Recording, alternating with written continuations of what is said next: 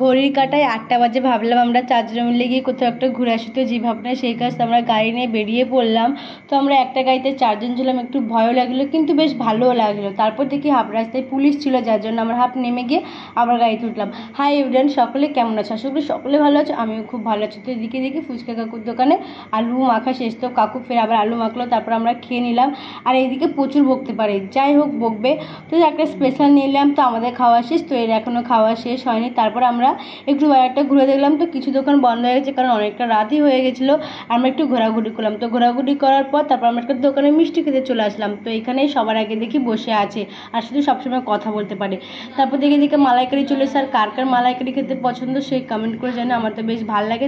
এদিকে মালাইকারি খেতে না খেতে আইসক্রিম চলে আসলো, তো আইসক্রিম খেয়ে তাড়াহুড়ো করে বেরিয়ে পড়লাম, যেহেতু আজকে আমাদের একটা কাছের মানুষ সে বাড়িতে চলে যাবে।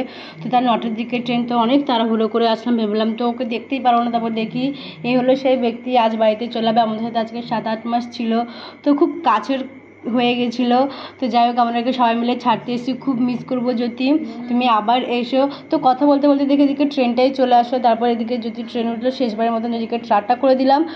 তো এদিকে সবাই একটু খারাপও লাগছিল, যেহেতু অনেকদিন একসাথে ছিলাম। তো কাল থেকে ফাঁকা ফাঁকা লাগবে যে কিছু একটা নেই। তো আমার ভিডিওটা এই পর্যন্ত, ভালো লাগলে লাইক কমেন্ট শেয়ার করো। বাই, দেখা হচ্ছে নতুন একটা ভিডিওতে।